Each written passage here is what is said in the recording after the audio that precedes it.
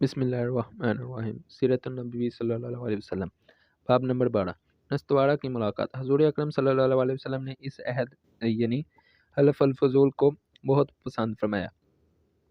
آپ فرماتے تھے، میں اس عہد نامے میں شریک تھا۔ یہ عہد نامہ بنو جدعان کے مقام میں ہوا تھا۔ اگر کوئی مجھ سے کہے کہ اس عہد نامے سے دستبردار ہو جائیں اور اس کے بدلے میں 100 اونٹ لے لیں تو میں نہیں لوں گا۔ اس عہد نامے کے نام پر اگر کوئی آج بھی مجھے آواز دے تو میں کہوں گا میں حاضر ہوں۔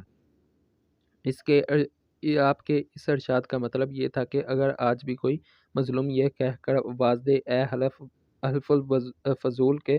فضول والو، تو میں اس کی فریاد کو ضرور پہنچوں گا، کیونکہ اسلام تو آیا ہی اس لیے ہے کہ سچائی کا نام بلند کرے اور مظلوم کی مدد کرے اور حمایت کرے۔ یہ حلف الفضول بعد میں بھی جاری رہا۔ مکہ میں آپ کی امانت اور دیانت کی وجہ سے آپ کو امین کہہ کر پکارا جانے لگا۔ آپ کا یہ لقب بہت مشہور ہو گیا تھا۔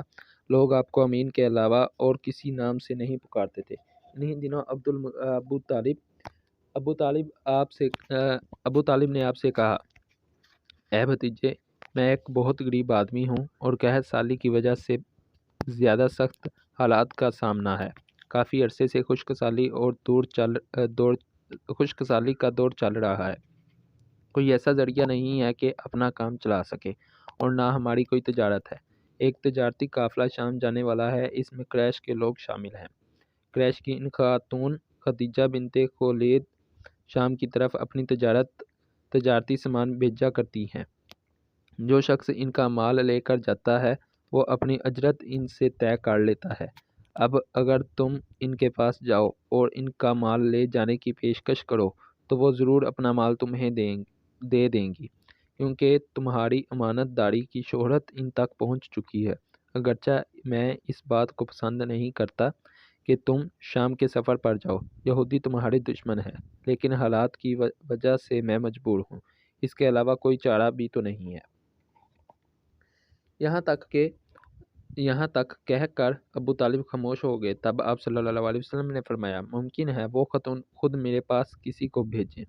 یہ بات آپ نے اس لیے کہی تھی کہ سیدہ خدیجہ رضی اللہ تعالی عنہا کو ایک بااعتماد آدمی کی ضرورت تھی، اور اس وقت مکہ میں آپ سے زیادہ شریف، پاک باز، ماندار اور سمجھدار اور قابل اعتماد آدمی کوئی نہیں تھا۔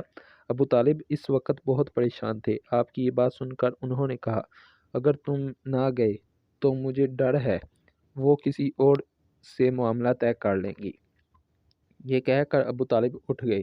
ادھر آپ کو یقین سا تھا کہ سیدہ خدیجہ رضی اللہ تعالی عنہا خود ان کی طرف کسی کو بھیجیں گی، اور ہوا بھی یہی۔ سیدہ خدیجہ رضی اللہ تعالی عنہا نے اللہ کے رسول صلی اللہ علیہ وسلم کو بلا بھیجا، پھر آپ سے کہا، میں نے آپ کی سچائی، امانت داری اور نیک اخلاقی کے بارے میں بہت سنا ہے، اسی وجہ سے میں نے آپ کو بلوایا ہے۔ جو معاوضہ آپ کی قوم کے دوسرے آدمیوں کو دیتی ہوں، آپ کو اس سے 2 گنا دوں گی۔ آپ نے ان کی بات منظور فرما لی۔ پھر آپ اپنے چچا ابو طالب سے ملے، انہیں یہ بات بتائی۔ ابو طالب سن کر بولے، یہ روزی تمہارے لیے اللہ نے پیدا فرمائی ہے۔ اس کے بعد آپ صلی اللہ علیہ وسلم سیدہ خدیجہ کا سامان تجارت لے کر شام کی طرف روانہ ہوئے۔ سیدہ خدیجہ کے غلام مصرع آپ صلی اللہ علیہ وسلم کے ساتھ تھے۔ روانگی کے وقت حضرت خدیجہ رضی اللہ تعالی عنہا نے مصرع سے کہا، کسی معاملے میں ان کی نافرمانی نہ کرنا، جو یہ کہیں وہی کرنا، ان کی رائے سے اختلاف نہ کرنا۔ آپ صلی اللہ علیہ وسلم کے سب چچاؤں نے قافلے والوں سے آپ کی خبر گیری رکھنے کی درخواست کی۔ اس کی وجہ یہ بھی تھی کہ ذمہ داری کے لحاظ سے یہ آپ صلی اللہ علیہ وسلم کا پہلا تجارتی سفر تھا، گویا آپ صلی اللہ علیہ وسلم اس کام میں بالکل نئے تھے۔ ادھر آپ روانہ ہوئے، ادھر آپ صلی اللہ علیہ وسلم کا معجزہ شروع ہو گیا۔ ایک بدلی نے آپ صلی اللہ علیہ وسلم کے اوپر سایہ کر لیا، پھر آپ صلی اللہ علیہ وسلم کے ساتھ ساتھ چلنے لگی۔ جب آپ صلی اللہ علیہ وسلم شام پہنچے تو بصرہ شہر کے بازار میں ایک درخت کے سائے میں اترے۔